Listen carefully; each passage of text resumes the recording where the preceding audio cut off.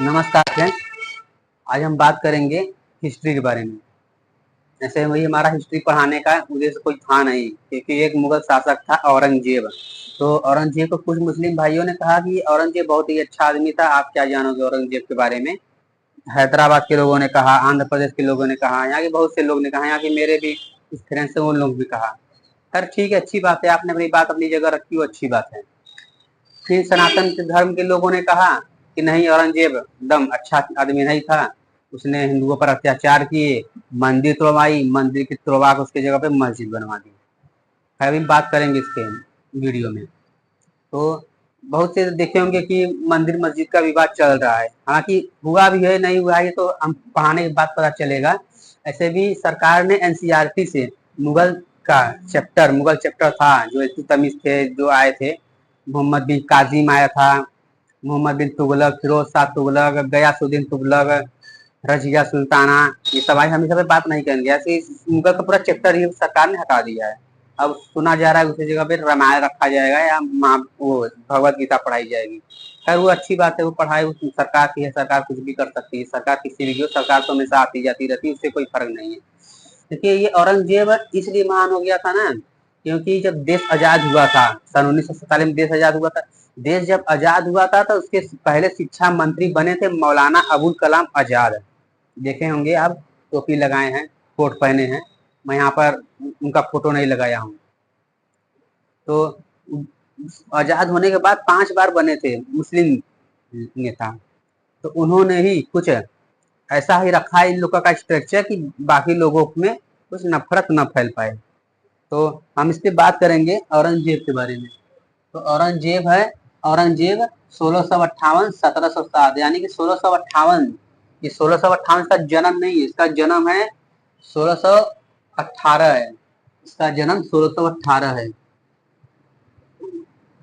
तो इस पे हम बात करेंगे 1658 1707 तक इसका शासन काल था। और जैसे ही दोस्तों 1707 खत्म होता है, 1708 आता है, मुगल शासन, मुगल शासन जो रहता है ये नीचे गिर जाता है।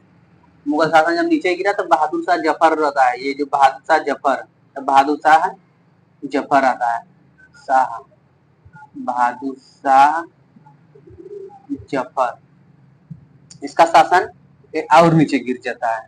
तब आ जाते हैं ब्रिटिश, अंग्रेज, अंग्रेज ब्रिटिश जिसे कहते हैं, ब्रिटिश। ब्रिटिश आते हैं तो इन लोग को अपना धर्म को बढ़ावा देने के लिए नहीं आते, ये लोग आए थे अपना व्यापार करने के लिए, ये लोग आए थे अपना व्यापार करने के लिए। तो हम इससे बात करेंगे अभी। ये गिर गया शासन मुगल का 1707 में बाद, और बहादुर शाह जफर है। अब तो हम बता दें कि भारत में सबसे पहले 1498 में वास्को डी गामा यानी कि पुर्तगाली लोग ही आए थे, पुर्तगाली आए, फ्रांसीसी आए, डच आए, बहुत से लोग आए थे। किसी ने अपना झंडा अलग से था, सबका झंडा अलग अलग था, ब्रिटिश का भी झंडा अलग अलग था। ये ब्रिटिश भारत में आए थे, अंग्रेज यानी अंग्रेज भारत में आए थे जहांगीर के शासन काल में, जहांगीर के शासन में काल में आए थे। तो मैं थोड़ा सा मैं इसका डिटेल बात कर लेता हूँ ताकि पता चले, हाँ मुगल के औरंगजेब पे आ गए, क्योंकि डायरेक्ट पढ़ाएंगे तो कुछ नहीं समझ में आएगा, इतना लोग को जो पढ़ा रहेगा यूपीएससी लेवल को वो उसी समझ में आएगा। तो जो मुगल से में आए थे जहांगीर के शासन काल में, तो उसने देखा ना कि यहाँ पर मेरा मतलब व्यापार बहुत ज्यादा होता था, इलायची का, मसाला का, बर्तन, दुनिया भर का व्यापार जितना होता सब भारत, भारत की जीडीपी बहुत बड़ी थी। भारत समय ईरान तक था, आप लोग जानते हैं, ईरान से भी आगे था, यानी कि ईरान तक इसका पूरा जमीन ही था। ये तो सब मुसलमानों ने अपना क्या कहते हैं, मुस्लिम धर्म अपना अपना कर अपना कब्जा कर लिया, मुसलमानों सब कब्जा किया है। कोई इसमें सनातन लोग की गलती नहीं है, सनातन लोग की गलती सिर्फ एक ही है ना, कि इन्होंने कभी धर्म पर परिवर्तन पर कभी ध्यान ही नहीं दिया। सनातन, जैसा कि आप लोगों ने देखा, हम लोगों को कोई खुशी नहीं होती सनातन धर्म स्वीकार कर लिया, हालांकि हम लोग खुद मानते हैं कि आप लोग पहले सनातन हो। खैर वो सब बात अपनी अपनी जगह पे है, इस्लाम धर्म भी कोई खराब नहीं, अच्छा मजहब है, मैं धर्म खराब नहीं कहूंगा, मैं मुझे तो अच्छा ही लगता है इस्लाम धर्म भी, सनातन भी। सबसे पहले सनातन धर्म अच्छा लगता है, ठीक है, इस्लाम भी अच्छा है, मैं उसको खराब नहीं कहूंगा, मैं उसको भी अच्छा कहता हूँ, क्योंकि मैंने देखा है खुद जाकर लोगों को, अच्छी है उन लोगों में, बहुत चीज देखा मैंने अच्छी है, कि उन लोग में कभी ब्याज हो गया, जैसे आप लोग देखे होंगे कि नहीं लेते, उन लोग का भी धर्म अच्छा है, मैं खराब नहीं कहूंगा। लेकिन जो लोग होते हैं धर्म को बढ़ावा देते हैं, ये सब मुझे बिल्कुल पसंद नहीं है। तो हम बात करते थे जहांगीर के बारे में, जहांगीर के शासन काल में सबसे पहले कैप्टन हाकिंस आया था अनुमति मांगने के लिए, व्यापार करने के लिए, व्यापार के अनुमति मांगने के लिए आया था जहांगीर। जहांगीर जहांगीर इसको संगीत बहुत ज्यादा पसंद था, संगीत वाद्य यंत्र बजाना बहुत ज्यादा पसंद था। कैप्टन हाकिंस, कैप्टन हाकिंस यही आया था इनके दरबार में अनुमति मांगने के लिए। ये ब्रिटिश था, ये आया था, ऐसे आए थे पुर्तगाली आए थे। फिर आप देखेंगे कि ये अंग्रेजों में पुर्तगाली में लड़ाई होता है, फ्रांसीसी से लड़ाई होता है, डच से लड़ाई होता है, बहुत से लड़ाई होता है, लेकिन जीत होती है फ्रांसीसी की, अंग्रेजों की। अंग्रेजों ने फ्रांसीसी को भी हराकर अपना व्यापार कर लेते। तब उसके बाद आता है शाहजहां का शासनकाल आता है, शाहजहां का आ जाता है, फिर अकबर, ऐसे बहुत से ऐसे आता है। तो हम आज बात करेंगे औरंगजेब के बारे में। तो औरंगजेब के शासनकाल में अंग्रेजों ने कोलकाता के सुल्तानाती है, एक शहर था सुल्तानाती, वहां पर फैक्ट्री बनाए थे। तो अंग्रेजों ने सोचा कि हम इसको पहले कब्जा कर लें। तो जैसे ही इसको पता चला, यानी कि कब्जा कर लेते हैं, वो क्या कहते हैं, अंग्रेज कब्जा कर लेते हैं, फिर वहां पर मारपीट करते हैं, वहां पर तोड़ फोड़ करते हैं। तो जैसे ही पता चलता है, और कुछ मुगल शासक को भी मार देते हैं अंग्रेज लोग। तो जैसे ही औरंगजेब को पता चलता है, जैसे ही औरंगजेब को पता चलता है, वो करता क्या है, अपना शासन, अपना जो सेनापति था उसको भेजकर अंग्रेजों का पूरा तहस नहस कर तोड़ फोड़ कर कोलकाता के हुगली नदी में फेंक देता है। इसे कोलकाता में हुगली नदी आप लोग जानते हैं, तो वहां पर फेंक देता है। तो जीत औरंगजेब की होती है। हालांकि अच्छा किया था औरंगजेब, ऐसा नहीं, इसको अंग्रेजों को ऐसा नहीं करना चाहिए। वो तो अंग्रेज कोई धर्म के लिए नहीं आए थे यहाँ पे हमको चलेंगे यहाँ पर ईसाई धर्म स्वीकार करवाएंगे लोग, हालांकि कुछ लोगों को स्वीकार करवाया था उन्होंने। उसकी जो बनी थी पहली, वो क्या करते हैं उसको, चर्च, वो गोवा में ही बनी थी। और जो मस्जिद बनी थी वो केरल में बनी थी, पहली मस्जिद बनवाई थी मुसलमानों ने। वो जैसे ही जहांगीर को पता चलता है, अंग्रेजों को मारकर भगा देते हैं। फिर अंग्रेजों का बहुत ज्यादा नुकसान होता है। तो अंग्रेज सोचते हैं कि हम जाकर औरंगजेब के पास जाकर माफी मांगते हैं। हालांकि औरंगजेब माफ तो नहीं करता, क्योंकि ये क्रूर शासक था, ये बहुत क्रूर शासक था, कट्टरवाद था, ये कुरान और हदीस का जाता था औरंगजेब। जैसे इसको पता चलता है कि अंग्रेजों ने वहां को किया, अपना सेनापति भेजकर तोड़ फोड़ करके, फिर अंग्रेजों ने जाकर इसके दरबार में माफी मांगता है। हालांकि माफ तो नहीं करते, लेकिन औरंगजेब एक आता है, फिर माफ कर देते हैं, फिर माफ करके उनके ऊपर टैक्स लगा देते हैं, जुर्माना ठोक देते हैं कि आप इतना पैसा दोगे तब भी आपको अनुमति मिलेगी। तब अंग्रेजों ने दिया, तब उनका हो गया पूरा। तब फिर से अंग्रेजों ने अपना व्यापार शुरू कर दिया। अंग्रेजों ने व्यापार शुरू करी सूरत में, मछलीपट्टनम, सुल्तानाती, बहुत सी जगह में उन्होंने अपना बनाया था। पौंडीचेरी में तो फ्रांसीसी का राज्य था। तो आज हम इससे बात करते हैं, इसको हम साफ कर देते हैं। आज हम इससे बात करते हैं औरंगजेब के बारे में। सर लोग मानते हैं औरंगजेब वो क्रूर शासक था, लेकिन आज हम बात करेंगे औरंगजेब के बारे में। आज हम जानने की कोशिश करेंगे क्या औरंगजेब ने काशी विश्वनाथ मंदिर को तोड़ा था या नहीं। तो चलिए हमसे बात करते हैं। औरंगजेब का जन्म 3 नवंबर 1618 में उज्जैन के निकट दोहत नामक स्थान पर हुआ था। इसका पूरा नाम मुहिबउद्दीन औरंगजेब था। शाहजहां के विद्रोह काल में औरंगजेब और दारा को 10 साल के लिए नूरजहां के पास रखा गया। और शाहजहां का विद्रोह काल जब हो रहा था 10 साल के लिए औरंगजेब को, दारा इसका भाई था, बड़ा भाई था, इसका भाई था, उसको 10 सालों के लिए दूर रखा गया। जब ये 1618 में हुआ तो पैदा हुआ, तो यानी कि 1618 में 10 जोड़ देंगे तो 1628 हो गया। शिक्षा, औरंगजेब की शिक्षा 10 वर्ष के बाद हुई। 1628 इसकी शिक्षा शुरू हो गई, 1628 मान लेते 1630 से शिक्षा शुरू हो गई। मोहम्मद हाशिम को उसका शिक्षक बनाया गया। उसने फारसी अरबी का अच्छा ज्ञान प्राप्त कर लिया। उसने सैनिक शिक्षा भी ली। औरंगजेब सैनिक शिक्षा मतलब जो आज होते हैं, जो इंडियन आर्मी होती है, तो शिक्षा लेते हैं तलवार चलाने, वही सैनिक शिक्षा। वह धार्मिक ग्रंथ का अध्ययन किया, वह कुरान व हदीस का पंडित था। आप लोग देखेंगे औरंगजेब कट्टर शासक था, क्योंकि जो कुरान पढ़ा है वो कट्टर योग होगा, कुरान और हदीस जो पढ़ा है वो कट्टर ही होगा। आप लोग जानते होंगे, आप लोग देखे होंगे हर जगह, बांग्लादेश में भी देखे होंगे, पाकिस्तान में भी देखे होंगे, इंडिया में वही चल रहा है। तो औरंगजेब को 1636 में दक्षिण का सूबेदार बनाया गया। तो सूबेदार का मतलब होता है कि वहां पर एक जो होता है मंत्री के नीचे होता है सूबेदार बनाया गया, देख रेख करना, लोगों का हिसाब पाती रखना, कुल का सूबेदार बनाया गया। यानी कि इसको धीरे धीरे ट्रेनिंग दी जा रही थी राज्याभिषेक का जो होता है, राज्याभिषेक भी बताएंगे आगे। फिर उसे वापस बुला लिया गया, फिर 1644 में उसे गुजरात का सूबेदार बनाया गया।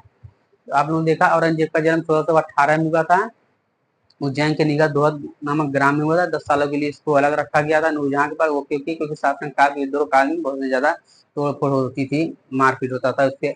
शाहजहां चाहता था कि हम अपने बेटे को अलग रखें। कोई भी देखेंगे तो अपने बेटे को अपने से बहुत लोग दूर रखते, कोई लोग अमेरिका भेज देते हैं, कोई लोग बाहर भेज देते हैं पढ़ने के लिए। तो ऐसा ये भी था, शाहजहां को समझता था। इसकी जो शिक्षा थी 10 वर्ष के बाद हुई, यानी 1628 इसकी शिक्षा प्राप्त हो गई।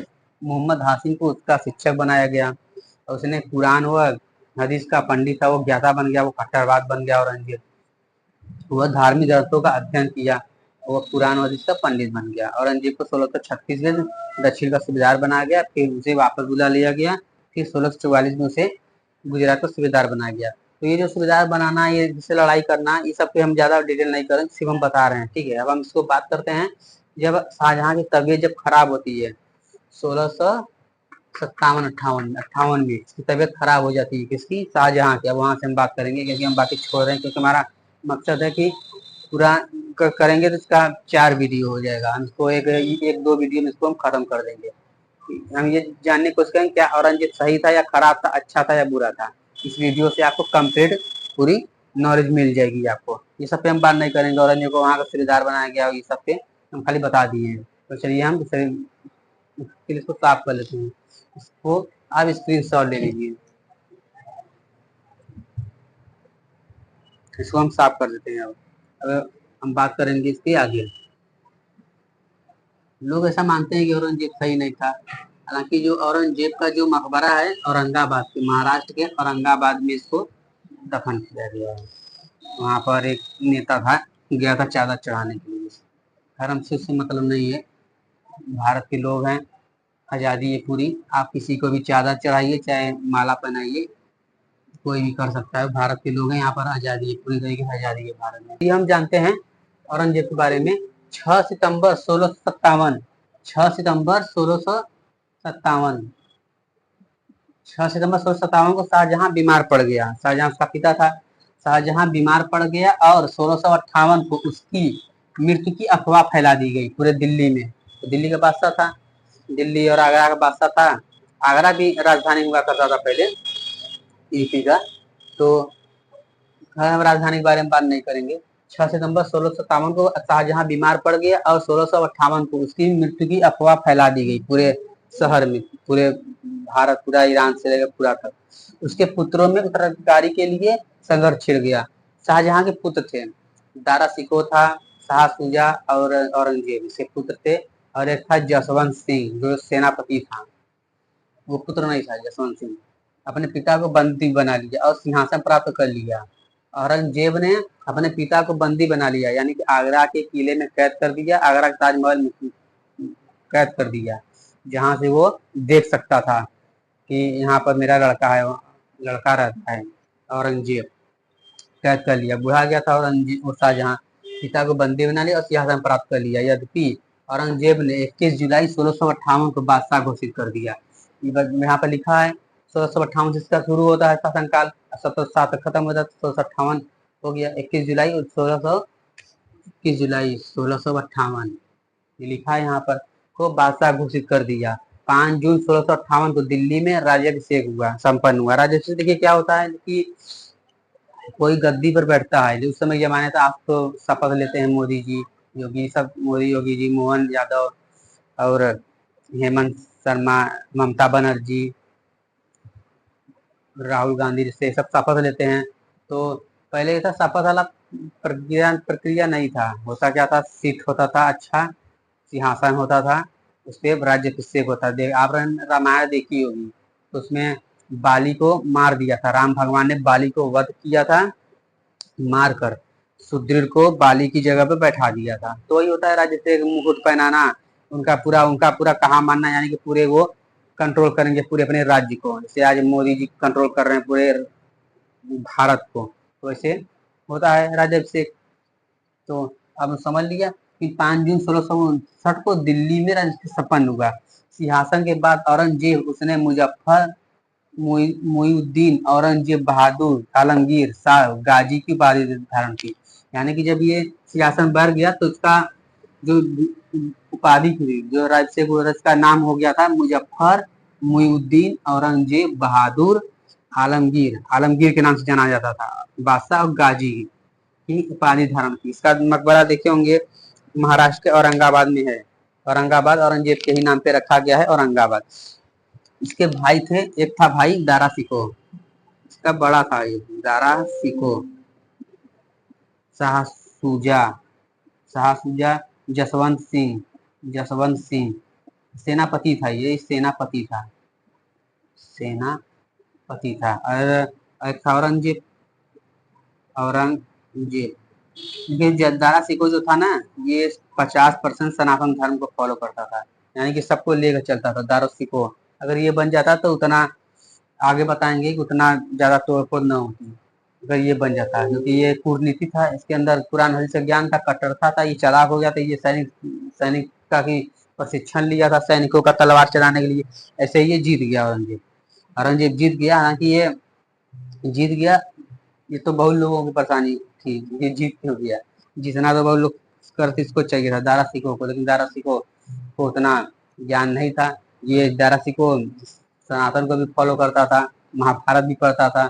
औरंगजेब को ये सब पसंद नहीं थी, इसको पसंद नहीं थी। तो ये भी इस औरंगजेब ने इसको भी मार दिया, इसको भी मार दिया, इसको भी मार दिया। तीनों को भी गला काट के मार के वध कर दिया, अपने पिता को बंदी बना लिया और आगरा के किले में कैद कर दिया। यहीं पर इसका शुरू होता है शासनकाल। तो ये आप लोग देख लिया, आप लोग इसका शीर्षक ले लें तो इसको साफ कर दें हम। अब हम बात करते हैं औरंगजेब ने जब वो बना, शासन संभाला, जब इसने मुगल शासन संभाली, मुगल सत्ता जब संभाली औरंगजेब ने, इसने किया क्या क्या था।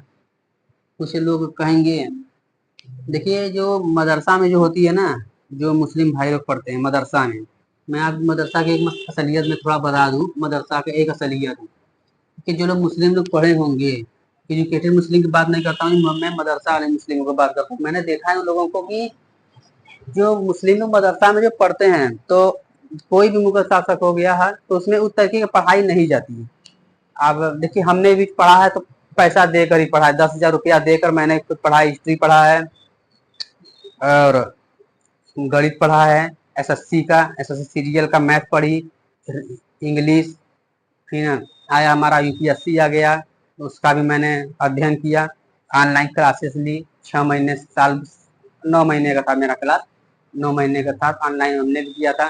तो जब यूपीएससी क्लास जब करेंगे तो उसमें थोड़ा ना बेसिक डिटेल बताई जाती है हिस्ट्री के बारे में। खैर मैं यूपीएससी की बात नहीं कर रहा, मैं मदरसा की बात कर रहा हूँ। मदरसा में कोई जी ऐसे ही पढ़ाते हैं मौलवी लोग, कि लोगों को उतना लगे कि हाँ ये शासन बहुत अच्छा था।